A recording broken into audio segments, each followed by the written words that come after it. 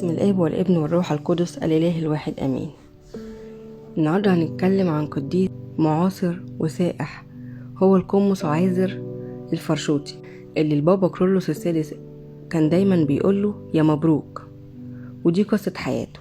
اتولد الطفل سيداروس يوم 7/5/1920 في مدينة فرشوط في قنا، ودرس الابتدائية القديمة، وبعد كده دخل الإكليريكية في القاهرة، وسيم كاهنا يوم الحد الموافق 7/8/1949 بتكليف من البابا الأنبا يوساب الثاني للأنبا برقام مطران الأقصر وتوابعها. سيم كاهنا على كنيسة الست العذراء بفرشوط مع باباه القمص أرسانيوس وأخوه القمص شنودة باسم عازر، اللي معناه الله يعين. وهو من أسرة عريقة جدا ومعروفة وليها مكانة كبيرة في قلوب الناس، أسرة كهنوتية معروفة باسم عائلة القمامسة، اللي هم أبوه وأخوه وجده وابنه وزوج بنته وزوج حفيدته. ومن أول سنة 1950 كان دايما بيروح القمص عازر على القمص مينا المتوحد اللي هو البابا كرولوس السادس، وكان بيقعد معاه فترات طويلة جدا تزيد عن 6 شهور في الطاحونة. وبعد رسامة أبونا مينا بطريرك كان برضه بيروح له البطريركية ويقضي معاه الليل كله في التسبيحة. ولما كان البابا كرولوس يعرف ان هو جاي فكان يقول الخدام جهزوا الأوضة للمبروك عشان هو جاي، زي ما كان بيناديه بالظبط، دايما يقول له يا مبروك. وفي الفترة اللي كان بيقضيها ابونا عازر مع قداسة البابا عاش حياة الصلاة والصوم والتسبيحة وحب المسبح والذبيحة، والمسبح بقى شريك حياته يوميا، وبقت الصلوات هي الحب الأعظم ليه، لدرجة ان هو اتشهر بان هو رجل الصلاة في محافظة قنا. وكان بيزور الأديرة وبيقعد فيها أسابيع طويلة جدا، وكان مواظب على حضور صلاة نص الليل.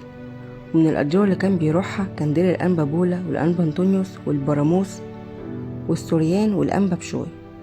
فكان دايما بينمو في فضيلة الصلاة وبيحبها جدا، وكان ممكن يقعد ساعات طويلة جدا في الصلاة كأنه عايش في زمن تاني. ولو قلنا ان هو كان بيصلي 20 ساعة يوميا احنا مش بنبالغ. كان بيصلي صلاته الخاصة والصلاة الكنسية، وكمان بيصلي الناس اللي بتيجي على بيته. وحتى ال4 ساعات اللي باقية من يومه كان بينام وقلبه صاحي، فكان بيبدأ يومه الساعة 2 بالليل، يبدأ بصلاة نص الليل والتسبيحة لغاية الصبح. وبعد ما يقعد بعد الصلاة تلاقيه بيقعد يقول صلوات في سره مش مسموعة. ولما كان بيصلي المزامير كنت تشوفه تحسه كأنه بياكل حاجة بفرحة جدا، كان بيحب يصلي المزامير قوي. ومش هننسى أبدا آخر يوم في حياته في الساعات الأخيرة كان بيتألم جدا، لكنه فتح الأجبية وهو قاعد على السرير وصلى الساعات 3 والسادسة والتاسعة. وبعد فترة من العلاج راح صلى الغروب والنوم والستار، وده قانونه العادي. وراح قال للناس اللي قاعدة حواليه هو ده النظام والترتيب اللي تمشوا عليه. وفي نفس الليلة صلى صلاة نص الليل والتسبيح. ولما راحت له مجموعة من الأطباء الساعة 1 بالليل عشان يطمنوا عليه لقوه بيصلي وفتح الإبصالمودية ومركز جدا، وفضلوا قاعدين مستنيين لغاية الساعة 2. لكن المعروف عن أبونا إنه مش بينتهي أبدا من الصلوات دي إلا في الصباح الباكر. ومشوا وهم متعجبين جدا، صلاة من العمق بنقاء وبمحبة وبانسكاب، صلاة حتى النفس الأخير. ومن عمق محبته للصلاة فكان بينشغل بيها انشغال كامل بمن تحبه نفسه، وما كانش بيدي اهتمام لأي حاجة تانية. فكانت كل مشاعره وحواسه متكرسة للصلاة وللي بيصلي ليه وبس. لدرجة ان في يوم من الايام كان في زلزال عظيم جدا في سنة من السنين، وكان بيته متصدع ومتهالك، كان في شروخ خطيرة قبل ما يرمموه. كان وقت الزلزال ده واقف بيصلي، فالناس قعدت تصرخ عليه وتقول له اطلع يا ابونا الزلزال هيهد البيت، وهو ولا اكنه هنا، ما سمع لهمش. وبعد ما فترة الزلزال خلصت دخلوا عشان يطمنوا عليه، دخلوا لقوه واقف في مكانه بيصلي اكن مفيش حاجة حصلت اصلا، وكأنه في عالم تاني مش موجودة على الأرض اللي كان فيها الزلزال. وقال أحد الآباء إن أبونا عازر في أحد من الأحاد كان متعب جدا وكان بيتوجع، فجاله صوت من السماء وقال له ما تخدمش النهاردة. فرد وقال أبونا إزاي يا رب، ده مفيش قداس حد أنا قصرت فيه. فرد عليه الصوت وقال له أنا صاحب الذبيحة اللي أنت هتقدمها، وأنا إله الأحد.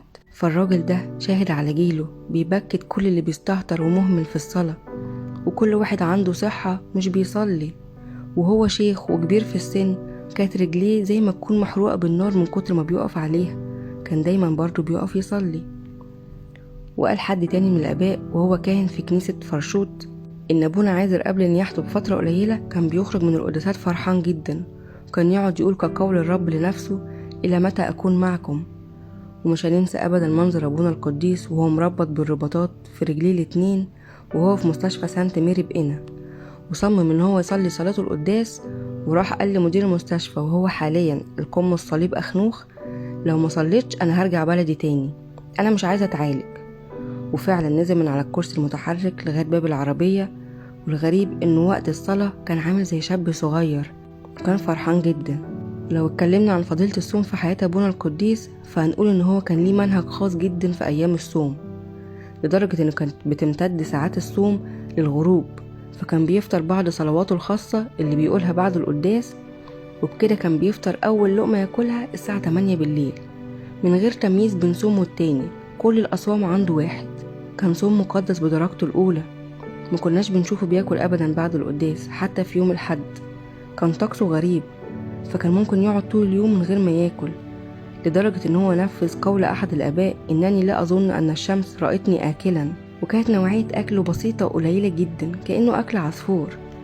وكان بيقرأ الكتاب المقدس كله كل 50 يوم من سفر التكوين لغاية الرؤية. ولما الناس سألته عن ده قال لهم: أنا اتعلمت ده من قداسة البابا كرولوس السادس. وكان أبونا القديس القمص عازر بيرفض رتبة القمصية لاتضاعه، لكن بعد إلحاح شديد من نيافة الأنبا كرولوس أسقف نجع حمادي وفرشوت أخد رتبة القمصية سنة 1992. وكان دايما بيردد: السما فيها 24 قسيس. وفي حد من الشهود العيان قال إن القمص عازر قام بعمل ترحيم لنفسه قبل نياحته بأسبوع، يعني يوم الأربعاء 16/6/2004. قال أبونا في صلاة القداس بعد المجمع: نيح يا رب نفس أبونا عازر القمص أرسانيوس في فردوس النعيم. فعرف اللي حواليه من الشمامسة إن الوقت قريب لنياحة أبونا، وأكتر من كده كمان إنه في مرة شاور على 2 شافهم قبل نياحته، إحنا مش عارفين مين هما، وقال للي حواليه: شوفوا كده ال2 دول. وكان بيبص لفوق، وفضلوا معاه. ولما سألوا واحد من ولاده: هم قالوا لك إيه وهم موجودين ولا لأ؟ قال: أيوة موجودين وما قالوش حاجة. وفي يوم الخميس 24/6/2004 الساعة 8:30 صباحا انتقلت روح القديس أبينا القمص عازر للأمجاد السمائية. وقبل نياحته بيوم صلى القداس الإلهي لوحده، وانتهى الساعة 3 الظهر منه، وفطر في الغروب لنفس اليوم. وفي ليلة نياحته صلى صلاة نص الليل لغاية الساعة 4:30 الصبح بالرغم من مرضه الشديد، واللي وصفه بإن كأن في نار في بطنه، والنار اللي كانت في رجليه اللي كانت زي ما تكون رجليه محروقة من كتر الوجع. وتنيح القديس ورقد في الرب بسلام الساعة 8:30 صباحا، واتنقل جثمانه للمقبرة اللي أعدت ليه تحت مسبح الملاك ميخائيل في كنيسة الست العذراء مريم بفرشوت، عشان كل الناس تتبارك منه. بركة صلواته فلتكن مع جميعنا آمين. لو أول مرة تسمع سيرة القديس القمص أبونا عازر ابعتها لكل الناس، خليهم ياخدوا بركة ويطلبوا شفاعته. وتابع صفحتي واستنوني كل يوم بالليل الساعة 8 مع سيرة قديس جديد.